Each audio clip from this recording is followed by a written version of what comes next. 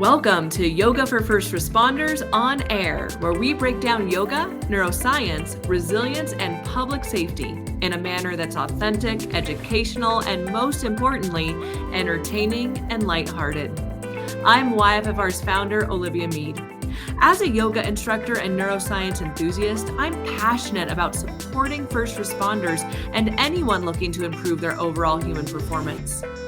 Each week, we'll dive into a new topic and often bring on expert guests to share their insights and experiences.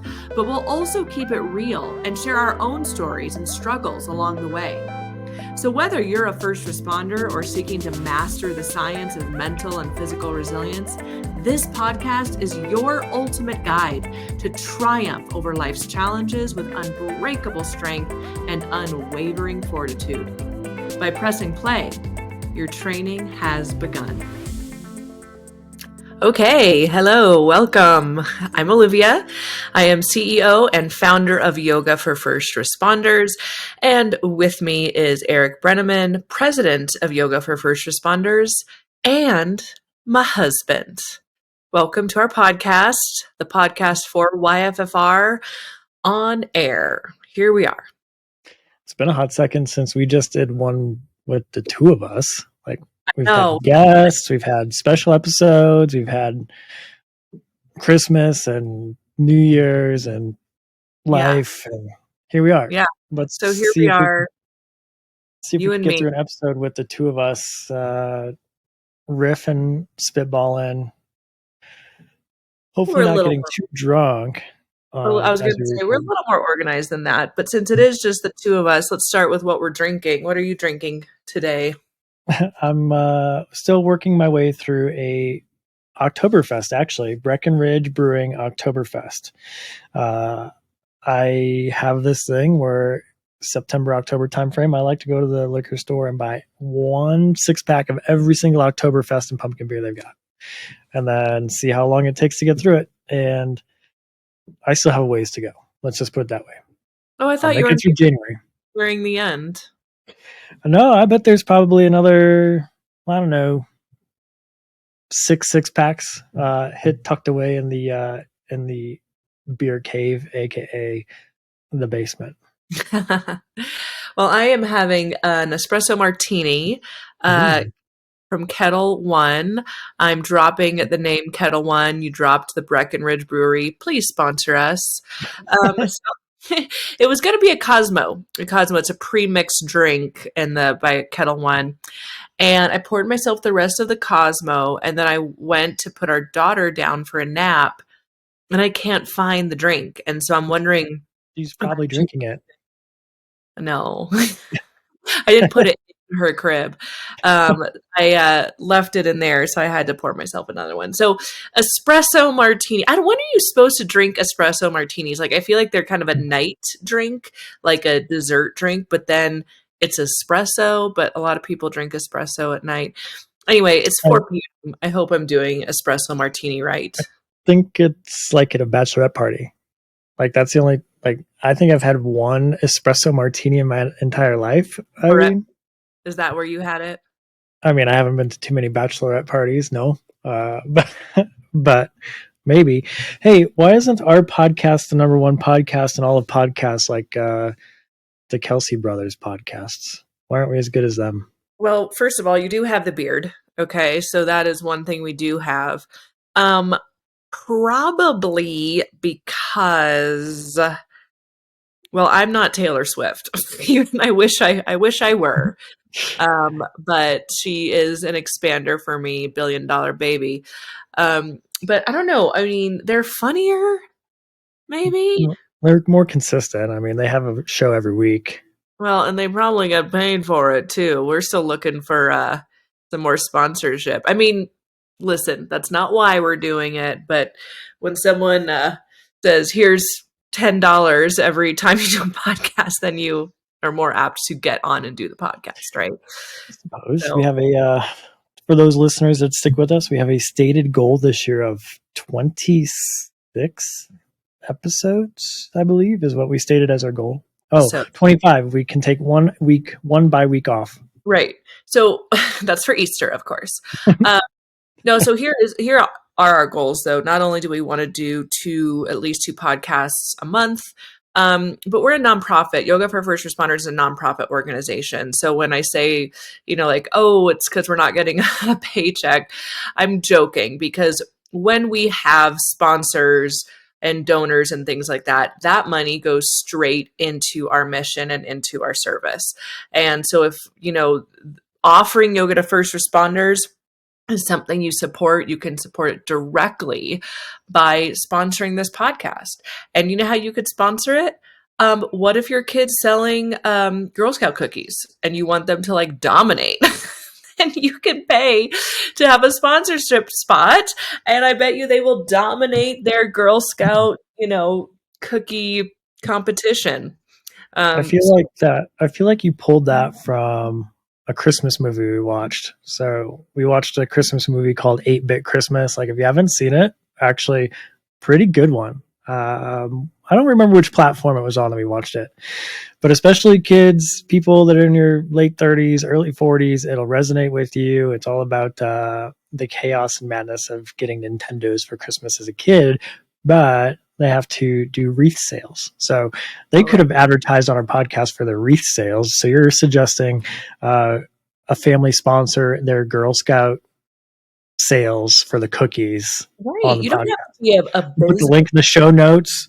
Yeah. Hey, listen, we do send this out to our email list. I think our email list is closing in on 10,000 people. So Right. you get Also get a access to 10,000 sponsorship. people Yeah. And newsletter. because we announced the podcast is going live there. So yeah, lots of ways to do it. But yeah, check out 8-Bit Christmas. It's not too late to watch a Christmas movie. I mean, I don't think, but we're getting there. Might be. Because it is almost February. So speaking of Nintendo, speaking of the newsletter, speaking of this podcast, what do all of those things have in common? They kick ass. Yes. It's digital space. And that's what we're talking about today is the digital space and how the digital space and training coincide. Can it be successful? Can it be effective? And that's what we're discussing today because we have some pretty big announcements around the digital space and our mission. Yeah, and I've seen some things on Instagram and the interwebs talking about how digital is not successful. In order to make this practice successful, it must be in person, not via apps, that kind of stuff. And let's be honest, like you as a yoga instructor, you can never be with your students all the time, 24/7, 365. You just can't. You hope your lessons are imparted upon them, but especially the people in our industry, you got to get them tools they can use anytime. Mm-hmm. And first of all, that's absolutely true. And I think that there has been growth in the effectiveness of digital online training, but it's not like it hasn't been around in the past. It's just been really terrible. So for instance, tell me a little bit about like your experience with online training in the fire service. Yeah, I mean, I think there's a dramatic shift that happened potentially in 2020. So I left fire service prior to COVID, prior to 2020, when everybody started to move things digitally. And I think everybody in public safety will get this. If you got a Target Solutions or a virtual academy class assigned to you by your training chief, there is high probability that you would hit play and walk away. And it rhymes on purpose because that's what we all did. We hit play and walk away, and let the training literally work in the background. And you come back and you answer the questions real quickly, or you purposefully get all of the questions wrong and then print them out so you could go back and retake the test and get them all right the second time through. I mean, I don't think anybody on here that's listening from the public safety world would say anything has gone much differently in their lives. So online training has often been that check the box BS training that's mandated that you have to get done. That's my experience with it in the fire service and kind of seeing how it progressed. But I've seen some really good online training, especially after COVID. And I think we do some really good online training. Yes, and we're going to get to that. I want to go back to the bad online training. um, what was it that made it so painful? I'm not just talking about your experience. It seemed like for a lot of people's experience in the past. What makes what has made online training so painful to go through and such like not an effective way to learn in the past? Do you have any Yeah. examples of that? Yeah, I mean, I think number one, the narrators that talked through the class were extremely boring. Yeah. They acted like they were trying to lecture to a computer monitor rather than actually like teach a room full of people. We both do a lot of teaching in person, and there's something to be said for teaching a group of people in a room. You feed off their energy, they feed off yours. There's that dialogue back and forth, so we can start to tease out some of the threads that are important for that group. And you miss out on that when it comes to the online piece because you're just trying to blanket statement everything for everybody, and so that kind of makes it poor when it's just a robotic head in the corner of the screen and there's a PowerPoint slide here and it's just the same thing over and over and over for an hour and a half. It's very easy to just pull out your phone and start texting and doing other things. And then they tried to make it quote unquote better by putting up an interruption question partway through so that you'd have to come back after like 7 minutes of being away and answer the ABCD question. But you couldn't move on unless you answered that like interruption question to make sure you're still listening. Well, you're not listening. You're just clicking through the pop-up questions at that point. So I think the presenter, number one, needs to be dynamic. I think the material has to be engaging. It cannot just be a talking head with a PowerPoint behind them. Like that's not engaging at all. And so I think that's some of the reason why historically online training has been crap. Yeah, I think you're absolutely right. Here's the thing that people don't maybe realize. Well, first of all, it has to be, even though it's educational, there has to be this element of quote unquote entertainment to keep someone's brain engaged. They also don't think about all the different manners people learn in. You know, one of the best things I learned from our instructional designer was telling is not teaching.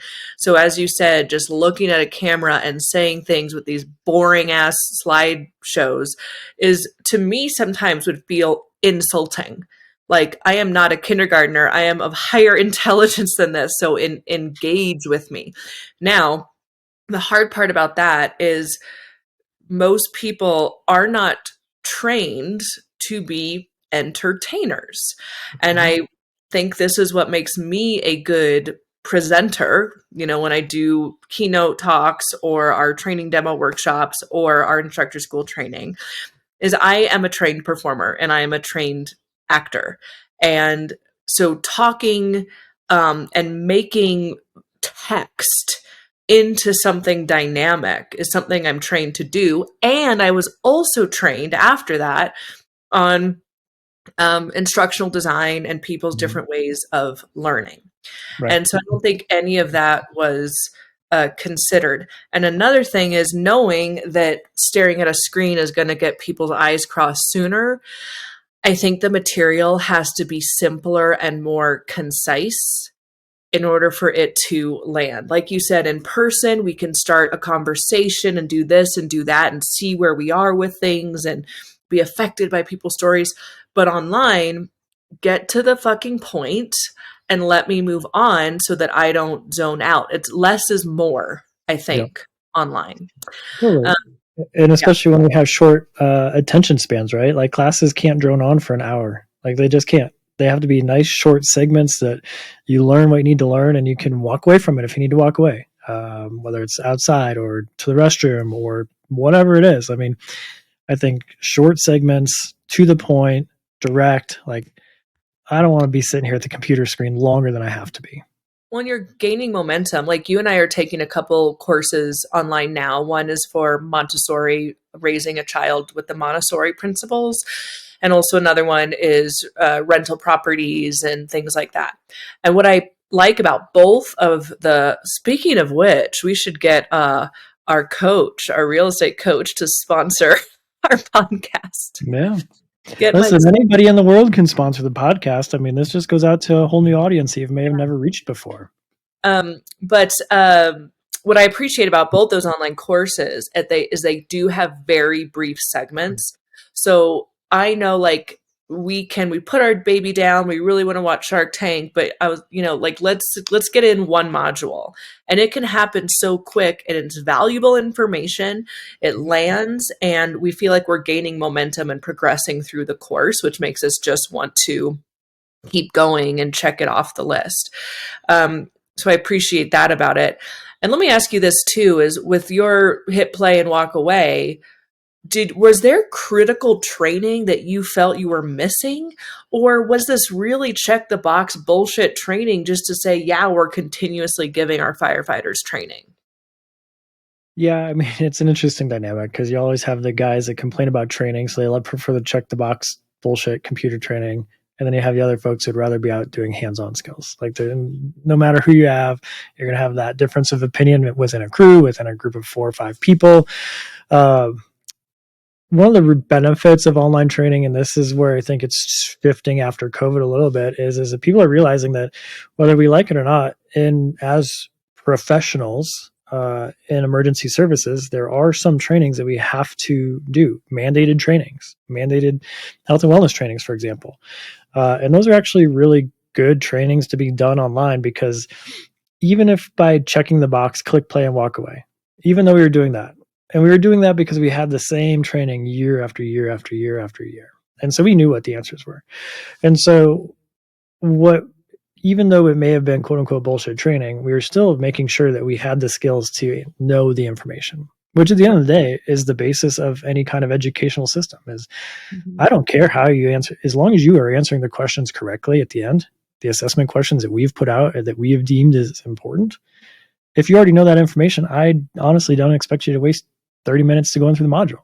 I really, really don't. I say, okay, great. You know that information. I'd rather you invest in that 30 minutes in something you don't know, and then maybe that's the next module. And so if we are putting out good quality assessment questions to drive people into knowing what we want them to know, I think we're actually being successful as an organization. And that's where online training can still be relevant, as we can then do the mandated training. We get the check the box CYA training, as they say it, from HR, and we can still show that we are competent in knowing that knowledge base. Now there's other ways then to go back out and show it that you're competent in hands-on drills and didactic drills. So let's say we did watched a video training course on ropes and knots, for example. Once we did that, answered the questions about the different kinds of ropes and that kind of stuff, we'd go out in the bay and actually tie knots. And so we kind of would do a 1-2 punch. Bullshit lecture training, which we all have to go through, and then hands-on training after that. And as we know, necessity is the mother of invention, right? So when we did go through COVID and everyone, most people pivoted to online platforms and trial and error, there was a lot of going live with social media and this or that. I think now there were platforms before that, things were happening before that, it's true, but everyone, including the software developers, had to figure out a way to make it better, make the platforms easier to use for the layperson. I remember, what year was it? I want to say like 2010. I had this idea this was before online anything, and a friend of mine whose brother was really successful in this space, and he wanted to do the same thing using me as the talent, basically, was yoga DVDs and sort of online yoga. And you would get sent a DVD of online yoga if you did this. Basically, we were futzing around trying to figure out sort of this online digital yoga studio. I even remember we called it Yoga Without Limits, because it was without the limits of, walls of a studio, expense or whatever. And we filmed a few things, and we were gonna, use this whole method that his brother did with his brother sort of did inspirational talks for teenagers or whatever, and so kind of use that same model. And we were, but the technology part was so hard because it just was not available to the lay person to easily get things in a digital space and automated, right? It was a lot of manpower behind such a simple concept. And even right before COVID, things were out there, but it was very difficult to understand and like to understand the platform. And so since COVID, there are these amazing platforms that allow you to build courses so easily. There are so many people out there that have really amazing knowledge, and now they have a platform to give it to you. Like, it's actually like, think of masterclass, right? There are master classes out there now. If you look up anything you want to learn, I bet you there's an online course for it, because the person who has the knowledge but does not have the technical ability now has the platform to be able to get their shit out there. And so I think in that way, it's so, so cool that everyone has been given this gift of being able to share knowledge and, spread it wide. Yeah, I mean, it's the great democratization of knowledge. You don't have to go to higher learning institutions anymore, or go to specialized summits and things like that, or spending fortunes of money to access this. This is One, whatever. Or to that, the financial limits. Like, you can learn anything you want on YouTube. Let's be honest. That's how. Educating our kid on YouTube. It's a great example. I mean, shout out to Miss Rachel. Anybody who has kids in the 0 to 4 range definitely knows who Miss Rachel is. I saw a meme on Instagram, because that's what shows up on my Instagram feed now, of a dad that says, "How much child support do I owe this woman for helping me co-parent this kid?" Wow. But yeah, she's learning on via YouTube, and she's learning words and shapes and that kind of stuff. And so if you're interested in learning something, it is out there.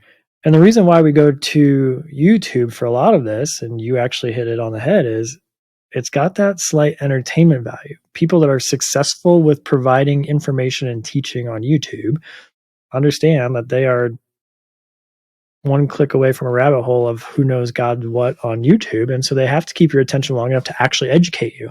And so they do make it entertaining with the way that they introduce the information and teach it. And so I think it's something that I've worked really hard on too, in my arc of teaching, even in person. Oh yeah, it definitely is in person.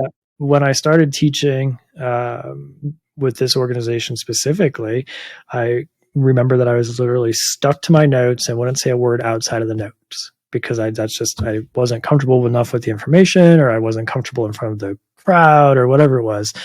And so would just stand up there and just read the notes, and hell, I'd be bored reading the notes. So I know that the students are bored listening to you, And so then I'm starting to get some of that feedback, and I got it actually at their last instructor school, that they're like, "You just have a natural way of teaching." And I've now learned to put the notes down, or be comfortable enough with the material, own the material enough, that you just teach, you just talk to the folks. And it's hard to just do that via camera. Where you and I get better at it by being on podcasts and talking to each other via Zoom and running these things via Zoom. But any podcast that we sit down on, oftentimes we can, whether we like it or not, take control of that podcast, because talking to that one little camera up there, it still feels like you're talking to the masses of people, or having a conversation one-on-one with somebody sitting right across from the table from you. And that's the power of good online training. Yeah. If it's done correctly, it can feel like, oh, they're talking directly to right. me. I'm here with this person. I'm being mentored. This is my like, it should feel like this is your mentor. And I do feel that way in the online courses I mentioned earlier that we're taking. I have to say that I'm sort of a convert, because I was very much snarky about online training, specifically when it came to yoga, right? I was a purist of, you got to be in the room with the teacher. And when I'd get requests for online training for YFFR, instructor school specifically, sometimes I'd almost feel not personally offended, but offended on behalf of yoga. you know, like, Like it was your burden to defend the 5,000-year-old philosophy that is yoga. Like Olivia Mead that was your cross to bear. taking it on my shoulders. Yeah. If, on behalf of yoga, I would like to say, fuck you. If Um, you were that powerful, you'd probably be as rich as Taylor Swift, and we'd have yeah, the and number we, one right. podcast. I'm just saying, but But not to diminish your power. I wish you had that power, but God bless you for taking on that cross. well, listen, I think probably a lot of the yoga practitioners out there might know what I'm talking about of like, No, for sure. oh, the intricacies of this practice is so much that got it. And I will say by far in person will always trump. Of course. It's just that's just the natural thing. But I'll tell you I don't what. think I don't think anybody would disagree with that. But there are also a lot of drawbacks with in-person training. Oh yeah, there are a lot of limitations, and that's why people were asking me for online training, instructor school, because they want to see this is okay. So this is where I had my change. Okay. People weren't requesting, at least most people, and how I realized after a while, they weren't requesting online training because they were like, I'm too lazy to come to instructor school. I'm on Sure. the beach drinking daiquiris. It wasn't that. It's there. I really want to learn this technique. I have a fire department right here that's ready for it. And I know you guys have the most effective protocol. I just simply have barriers to going in person. Of course. So, you know what? I acknowledge that for sure. And then the other thing I realized is we actually started putting more and more online because we wanted to pack more things in person. What we wanted to pack in person was practice teaching Mhm. and yoga classes where I could really break down alignment and you know, we have a lot of people come to instructor school who haven't even touched a yoga mat before. So, and they're killing it as yogis now because we dive so deep in the purpose of the practice, the alignment, the how, the practice teaching. And we're like, okay, so if we want to add that to the schedule, then let's put the behind the bats, the cultural competency classes. Mhm. Let's put those online after. And start, okay, great. So let's put this online ahead of time. And all of a sudden, we were starting to put things online that quote unquote did not need to be done in person, Yeah. right? Lecture classes where the person's sitting there and listening. So then I thought to myself, okay, as we do that more and more, the stuff that's left over in person, again, is predominantly the breaking down the yoga itself. And essentially, people who have a 200-hour training, you know, a certification, should have had that training already of anatomy and alignment and practice teaching. Now, I must say that people who are 200-hour trained teachers and come to our in-person instructor school always say, oh my God, this was better than my 200-hour training, like the details we give them. So folks, if you are 200-hour trained and you can come to in-person, it's going to benefit you tenfold, like, believe Yeah. me. I And I mean, think you, for example, the first yoga class that we do is a 90-minute yoga class, and it breaks down one sun salutation for yeah, 90 minutes. I mean, that's a sample for folks that haven't been to our training, like how detailed we get into the nitty gritty of the basics of the foundation of traditional yoga. And that's where people say, the 200-hour teachers say, I've never spent this much time breaking down a sun salutation. yeah, like the pinky finger and the exact breath work and the exact muscles of the exact breath work and this and that. And also on top of it, where's your mind? What's your mind doing right now? You know, we break all of this down. So it's super, super valuable. But essentially, Mm-hmm. um, you should have that training already in your toolbox. Right. So then I thought, you know what? I bet you I could put the whole thing online for folks who already have that foundation of, um, you know, the practice teaching and the alignment. And I am going to add an online element called training scars and habits, which is something that the 200-hour trained instructors um, have a lot, which, which we'll get into a lot. Just little teaching habits that no one really makes you aware of. And, And it's that's, not to say that you're a bad teacher. well, it's not being a bad teacher. It's about awareness. Right. And knowing that the population you're going in to teach is going to be a different population than you may have been teaching.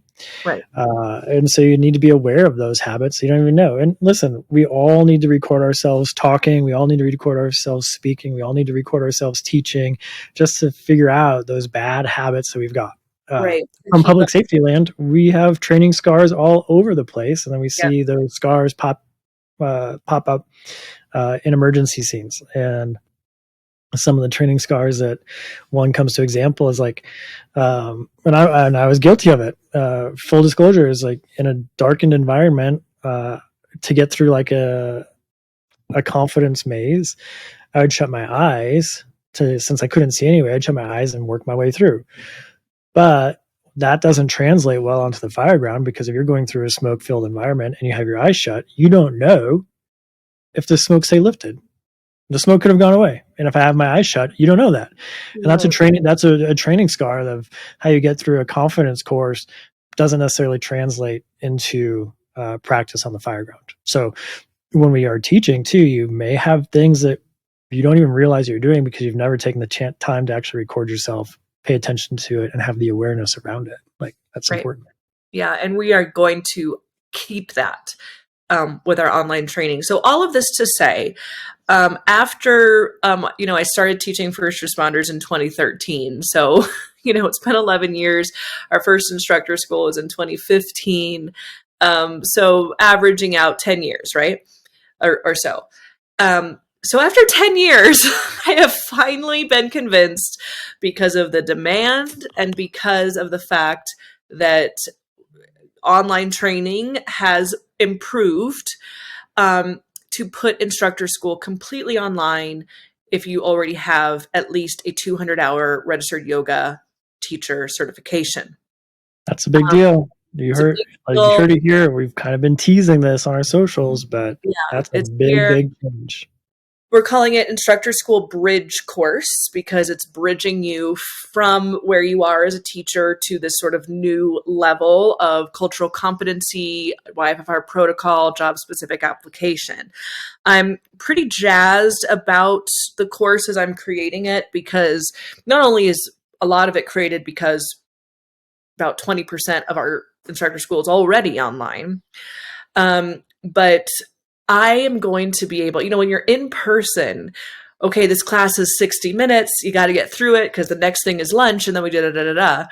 And it's not that I'm planning to make the course longer than that or that class longer than that, but I can be so intentional because it's online, because it's filmed.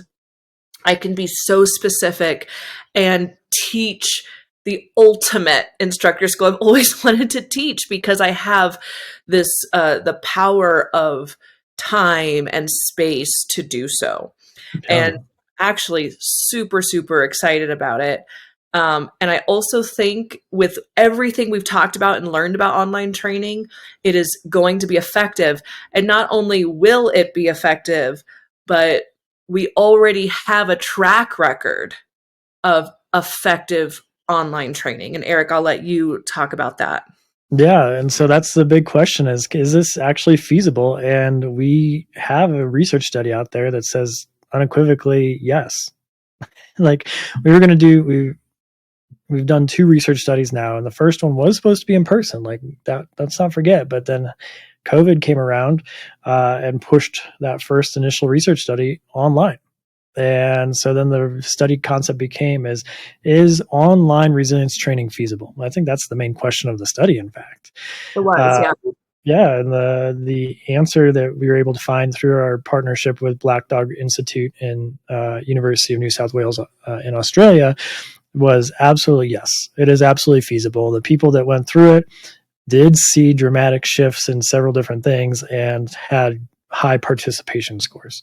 And so online resilience training, online yoga training, online training such as this, when it's built in a very structured way with that intentionality that you, Olivia, just talked to about how you want to do it so intentional, can be extremely effective. It can be extremely effective of getting the pieces and points across. And because we know how to structure an online training that has been shown through research, that you can look up the journal article, I'll put it in the show notes to see that's effective, we have that background. So we're not just an organization putting it online for the hell of it. We're taking knowledge that we've already learned, so you can trust that this resource is using the same lessons learned from that vetted tool that's been researched. Yeah, this Super is exciting. time. It's not our first time. That's what I wanted people to know too. Like, we've not only had a research-backed effective training, we're doing it again, learning from that. So as Eric said, not only did the study, so the question, the hypothesis was, can online training be effective for public safety? The findings said yes, it is feasible for public safety, and also a secondary outcome was the stress mindset of everyone who finished the 6-week course was improved. They looked at stress differently. And we also know through research that when you look at stress differently in your mindset, your hormonal balance changes, that you actually grow from stress and trauma versus become depleted from stress and trauma. So there's a lot to be excited about, and the fact that we're able to scale this exponentially. Essentially, everyone in the world can take this training, which means it can be accessible to public safety internationally, anyone who wants it. Well, that's one of the limitations to in-person training. We just said the gold standard will always be in-person training. We're not getting rid of our in-person instructor schools. You can still find those. You can still come to them. We want you to. Or training, it's going trained. Please come to in-person if you can. It's always going to be the best. And so, but just in the United States alone, there are close to 70,000 police departments and fire departments. That's not talking sheriff's offices. That's not talking dispatch centers. That's not talking jails for correction-based law enforcement. Just standard fire departments and police departments. There's around 70,000 agencies, coast to coast, border to border. If somebody thinks that we're going to have trained in person 70,000 teachers so that each one of those agencies has one, you're nuts. Like, we would love to, but the scalability is just not there. I mean, we could not run the instructor schools that we want in person to reach all those people. But by pushing this course for yoga teachers in all these places, think about it. I mean, most of these 70,000 communities, there's probably one yoga teacher in all of them, actually. Oh, absolutely. So in theory, we now can easily reach those yoga teachers in rural Idaho or rural Montana, for example, someplace that's very difficult for us to get into and do an in-person training just from a cost basis. So now we can reach that at yoga teachers. So if small town Wyoming fire department wants a yoga class, oh, and by the way, somebody in our fire department is married to a yoga teacher, great. Now you can say, hey, Sally, go get this yoga certification. Or maybe Joe, the firefighter, has already gotten his yoga certification. He wants to come and take our class. Now they can learn it in rural Wyoming without having to fly all the way across the country, which is another limitation. No more cost of all the travel and hotels and meals and that kind of stuff. You can do it at home and still learn and understand the same benefit. And so it makes our certification, it makes yoga for first responders instantly scalable to the masses. Mm-hmm. Yeah. And that's a really important piece because we know, and it goes back to why is what you do different than the local yoga teacher? And I say this all the time, like we are the specialized tool for the specialized job. We will teach you the right language to use. We will teach you why different postures match to what they're doing at their jobs. We will give you lessons on what their job is about so you understand it when you go in and to teach them.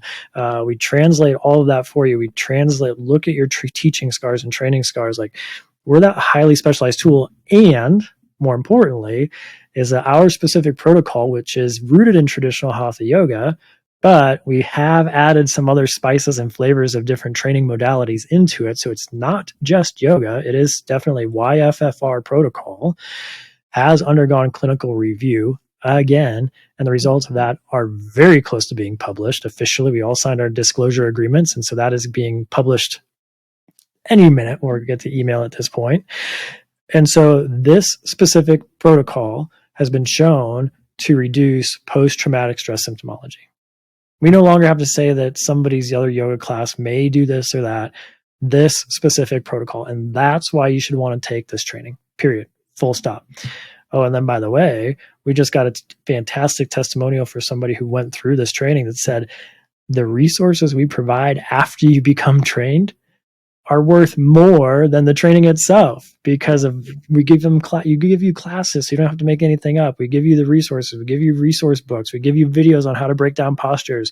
You get access to on-demand stuff. I mean, we can talk more, get that excitement built, but that testimonial literally just came in. Another reason why you should take this protocol and this training is the support you get afterwards is second to none. I was trying to actually find it so that I could read this testimonial as well. Maybe I can see it real quick, pulling it up here. Here it is. Okay. So this came in, this is a screenshot of a text of one of our squad leaders. He's also a fire captain, a YFFR instructor, squad leader for our in-person instructor school, and he was texting his squad. So at in-person instructor school, you are part of a small group called a squad. You have a squad leader who is a trainer, a YFR instructor. A lot of them are also in public safety. They're your mentor. So he was texting his squad about finishing their certification requirements and et cetera. And Casey, who did finish and is an instructor, replies back to the group, "Y'all, when you get done, the info and resources in the instructor portal is worth the price of the class and all the money spent for your week there. Just the CEU classes themselves. It's amazing." So again, joining the network of Yoga for First Responders is going to make you even more successful at whatever your goal is for, attending this training. Yeah. And there was something else I was going to say about, like you said, rural Wyoming, whatever the case may be, there's that want there. You want to serve your community. That was the whole reason I even started teaching first responders, was like, shit, man, I want to make sure my first responders are in a good headspace if I ever need them. And I've always been about supporting my own community. I still teach for my local police department and the local, the bigger fire department in Colorado Springs. And I've heard countless times, I've tried, it hasn't worked. I've tried, it hasn't worked, this or that. Because there are tons of barriers, some which are completely, out of your control, or so you think, etc. And so even if you're teaching the volunteer fire department, which, by the way, I taught volunteer fire departments in Iowa when I first got there. They're the ones that said yes first, before Des Moines, before West Des Moines, because a firefighter and a cop are a firefighter and a cop all around. And in fact, more so, because when I left LA, I remember someone said, "Oh, you're moving to Iowa? Well, now your thing, teaching yoga to first responders, is going to fail because it's Iowa. It's the Midwest. They're not going to want this shit."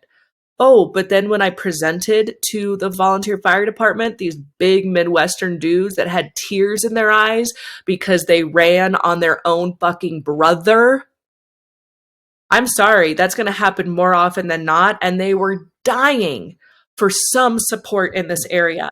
And you know what? They have full-time jobs, they have families, and then they spend time running these heinous calls and get no support for it. So if you're in a small area and you want to help your local first responders effectively and not scare them off, get over here. We want to help you do that. Yeah, I mean, that's exactly it. I know the fire service, for example, the IFF, the local union.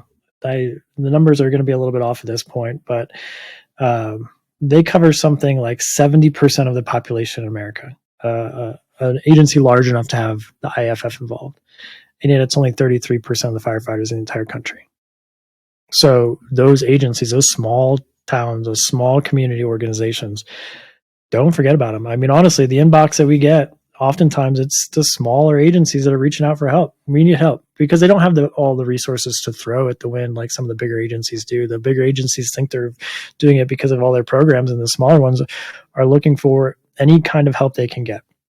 And so, and that's part of what we do too, as the organization. This is slowly what YFFR is becoming. Is yes, we are a training organization. We are going out and doing classes in person, in-service trainings and things like that. But as an organization, it is now becoming our mission and our job to make sure that you as trained instructors are so supported in everything that you do, which is where the instructor network and the instructor toolkits come in.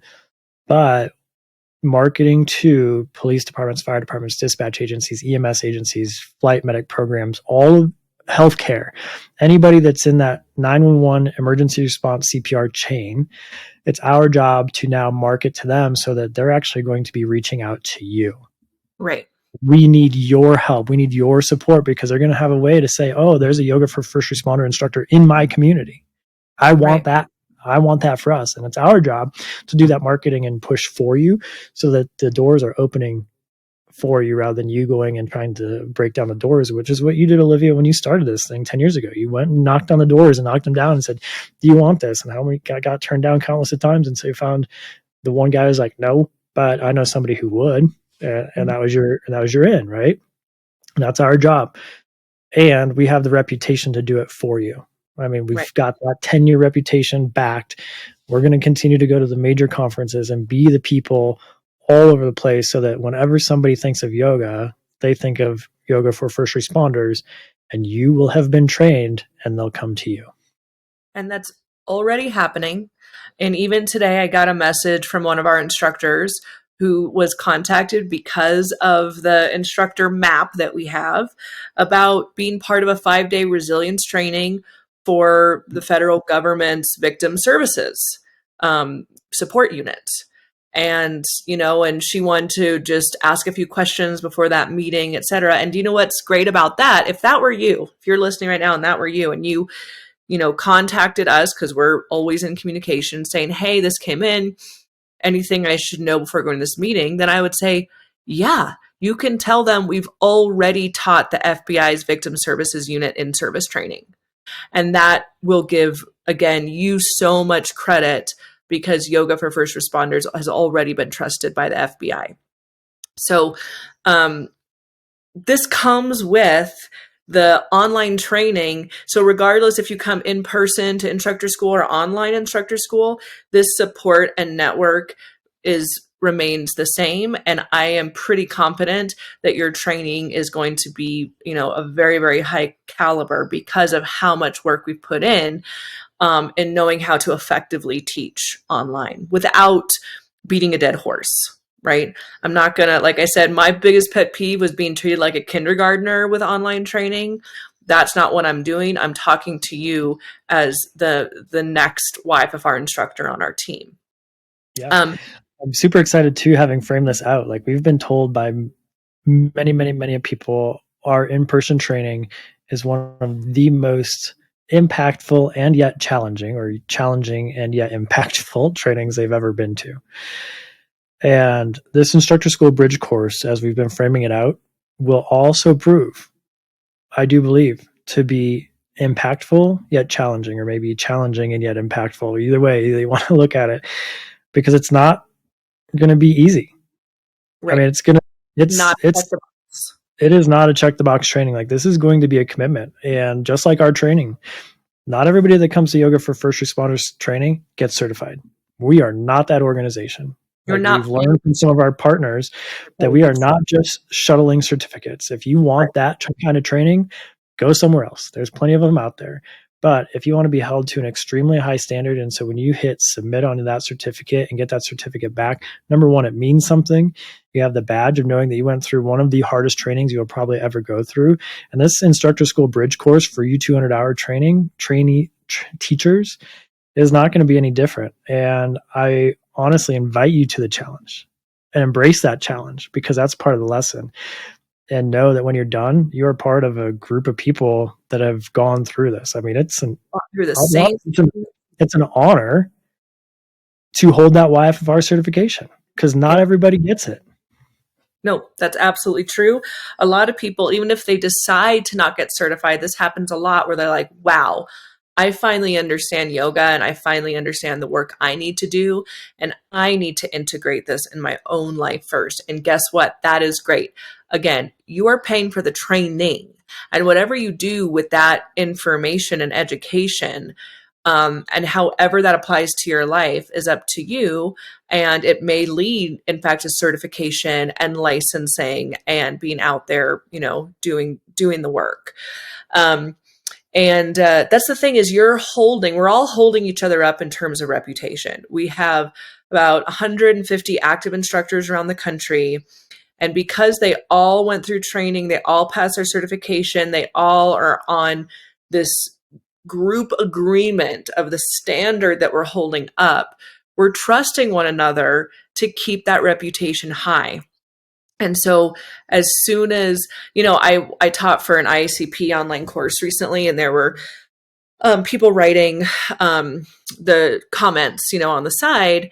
And when I came on, I saw a bunch of the comments. I was trying to screenshot that really quickly because they're like, oh yeah, we have yoga for first responders in our agency. And there were some people I recognized who came to Instructor School and said, I teach there. And every single one was just a great comment of how well it's going. And I try to grab those screenshots. And so you'll be part of that, and it's just going to make your goals easier. And so speaking of making your goals easier, ISBC, so the Instructor School Bridge course is going to be launched in March. So we have a few weeks until March, a month or so. It's coming up fast.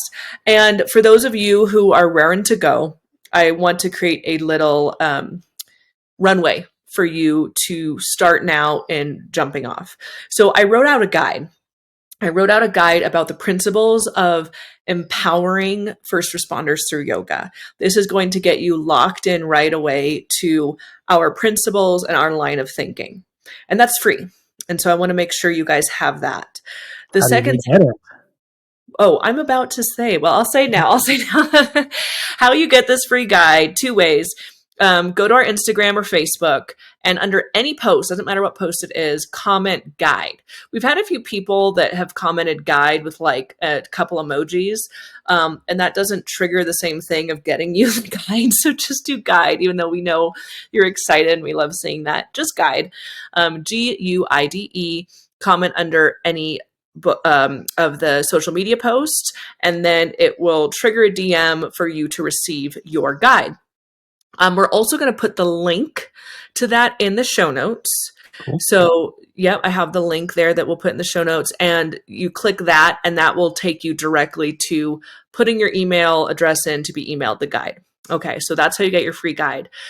The second thing I want to do to build up to the ISBC is I'm also going to be teaching a free webinar of how to make this work, how to make yoga work in public safety. A lot of people still feel, and it kind of is true to some extent, that there's this misunderstanding of yoga where yoga is over here and first responders over here. And how can I make it work as a training, a tactical, tangible, practical training tool for them? And I'm going to be teaching a free 1-hour webinar on those principles. Cool. And that's going to get everyone this runway to take off into the 8-week course of ISBC. I have structured out for 8 weeks.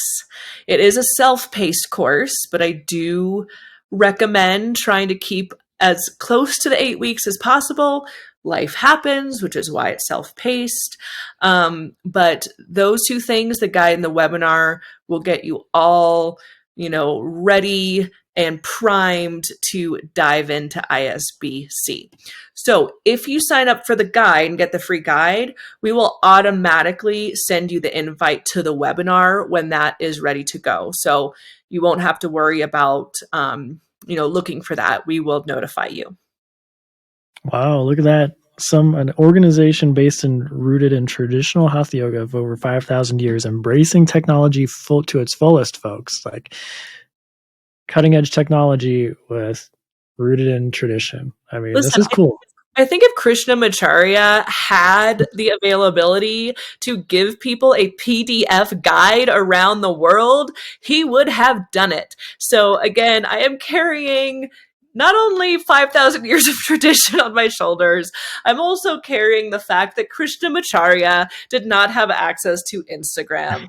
And so that is what I must bear in my life. No, this is exciting stuff. And if you're already part of our organization and are hearing this for the first time, we hope that you're excited about this step forward, because let's say that you are part of our organization, you know a local yoga teacher that's already teaching at one of the fire departments or police departments. Send this to them. Let them know that this is coming out, because we can all be a little bit better and we can all perform a little bit more optimally. That's one of the secrets of what we teach through our protocol. And so if somebody that's already teaching in your community, just be like, hey, this organization is putting out an online training. Not saying you're teaching a bad teaching, you're getting great response and that kind of stuff. I'm actually thinking of a yoga teacher in a spot where we're about to visit, actually. He's got a great following from the fire department. And I want to show him this course just so he can work on what he teaches and use the language that he's got. Even though he's got a great following, again, we can always be a little bit better.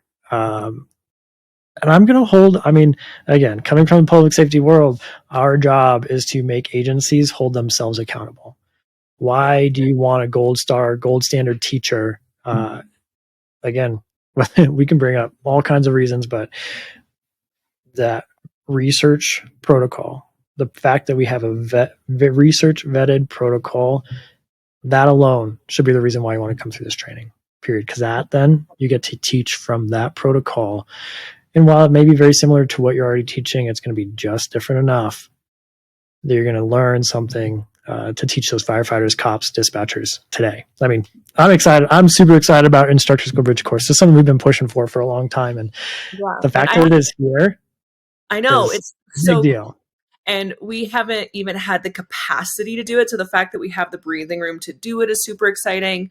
I will say too, something you mentioned, as yoga teachers, and I'm speaking to all the yoga teachers out there, we should always be in the seat of the student.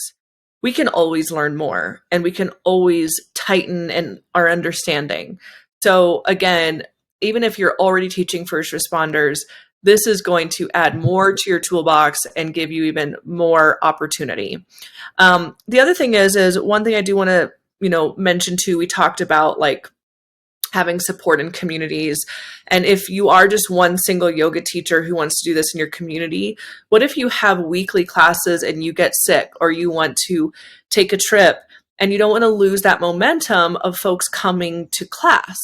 I do always recommend to have a team of YFFR trained teachers so your first responders never have to miss a yoga class. That's what we have here. We share classes and programs with our local YFFR instructors so the departments never have to miss a class. So because of that, if you own a yoga studio or you're part of a yoga studio or you're part of a yoga teacher network or team, and you want an affiliate code and have some of your colleagues like join this with you and you guys do it together as a team, send us a message. So what's the best way? Info at Eric? Yeah, correct. Yeah. So email info, INFO at yoga for first responders, all spelled out, .org. Say, I want an affiliate code for ISBC. And then as you encourage your friends, colleagues to join you on the 8-week course, then you will get a commission for them signing up. So not only will you get a team, but you will also get to take them out to dinner, hopefully. So there's the info. We start in a month. And I am really looking forward to it. And it's fun to do this again, just with you, Eric, just you and me, the hosts. We're going to do this more often in order to get 25 more episodes done. We have to do another one tomorrow. I know we're a month late already. We got to do like one a week now for the next month. Yep. I gotta tell you, this espresso martini has left a very poor taste in my mouth. I Like, mean, dude, I don't if we're like it. if we're gonna roll back into our drinks of choice, maybe I think that's probably why I've only had one in my entire life. Like I just wasn't a fan. I feel like if I added cream to it, it would kind of be like a mudslide or a little bit of the Big Lebowski drink. I What is guess we're that? gonna have fun. White Russian. Why Russian? So Kettle One, you can still sponsor us, but we're gonna just stick to your vodka. We're gonna stick to your Cosmos. You know, I love those, and it's not about you, Kettle One. It's me. I'm the problem. It's me. Ooh, Bring I it see what you. back I to see. take. You know what, Yeah, I honey? see what you My did there. You're my Travis Kelsey. No, I'm your Jason. Well, Oh, Travis is getting a beard now too, but Jason's got the bigger beard. He's a look, little older. I kind of like Uh, better anyway. I do. Jason's like the big pop. I mean, Jason's the big papa. Let's be honest. Uh, I, I, I thought I've really enjoyed getting to know those guys through that Yeah, I like podcast. them. I mean, honestly. So, um, All right, Super Bowl pick. Who are you going with? so, I know you're salty about it. We don't even have to discuss it. He's you know what? This is an easy way to do it. I really hope that the 49ers win okay. because there's a lot of connections back to there's Iowa players on the team. There's Iowa State players on the team. We're going to roll it back. There's some hometown connections on the 49ers, and I don't think there are on the Chiefs. Hometown connections, baby. I'm from the Bay Area. I am Well, from. I was gonna let that influence your pick. So if you came out and said I'm from the Bay Area, but I'm going for the Chiefs, then I'd start scratching my head a little bit. Well, here's the thing. I was a Niners fan, but I grew up during Joe Montana, Jerry Rice, Steve Young. Like, there were heroes. And this was when I grew up thinking that my team just always won the damn Super Bowl. I was like a toddler being like, yeah, I mean, that's what happens, right? I didn't think that other people's team were Yeah. like losing. And so, huge Niners fan, went to see games. And since I moved away from California, I mean, I've just gotten less and less like following the players, and I really don't know anyone on that team. You know, I'm familiar with the Chiefs players, but also I feel like with the Chiefs, like, you know what, guys, you've had your day. Okay, can I we mean, they've been like? to 4 of the last 5 Super Bowls. Like we're never here. We're never going to do business in the state of Kansas or Missouri ever again because I'm going to say this. If the Kansas City Chiefs win the Super Bowl, which I think there's a fair chance that they do. I mean, they're playing high level football right now. That Andy Reid retires so we don't have to hear about it every year from here on after. That's my hope, is that their head coach goes out on top, retires, done, new coach comes in, and it all falls apart. No offense, Kansas City Chiefs, but 4 out of 5 years, time for somebody else. Yeah. Unless one of the Chiefs players wants to be an official partner of YFFR, we'll reconsider our opinion. That would be interesting. That would hurt. That would hurt, but it would be an interesting conversation. So. What if I was like, hi, you will not be dealing with our president. You'll be directly dealing with me. You know what? Our next episode should actually be here. I might put this out there is functional mobility for injury prevention. We just got asked about a conference title about this. There's actually a really key play from this last weekend's games where P. Mahomes got wrapped up, spun around, ended up in a wheel pose for those yoga teachers that we're talking to in this episode. And his trainer immediately said the reason he didn't get hurt is because we trained for it. And he sent videos of him literally working like wheel pose on the wall and that kind of stuff so that if he happens to get put in that position, he can still perform optimally in that position. No joke. Funny. No joke. Say the same thing about first responders who have awkward working positions. 100%. Also, just in case he does want to partner with us, we made a mistake. It's Pat Mahomes, right? What do we call him? Yeah. I think you just said Pete. No, I said P, like P period. Oh, okay. P Mahomie. And I call him Mahomes too, but I think that's what he calls like one of his organizations. So yeah, that's true. So I think functional mobility and injury prevention. Also, should we do an episode on breathing for anger management? for athletes who don't need to be angry Or their fans. or their fans. All right, this is everything to come on this season of On Air with Yoga for First Responders. All right, we'll see you soon. Don't forget to click on the link below or hit comment guide on our socials. We will see you soon. Hey, before we go, I want to remind you that training your mental and physical health is incredibly important, especially for those working in high-stress jobs like first responders. And if you're interested in learning more about Yoga for First Responders, visit yogaforfirstresponders.org for our on-demand training app, online course platform, in-person training, and more. Like this podcast, subscribe, and give us a great review. We are so happy to have you part of the YFFR mission.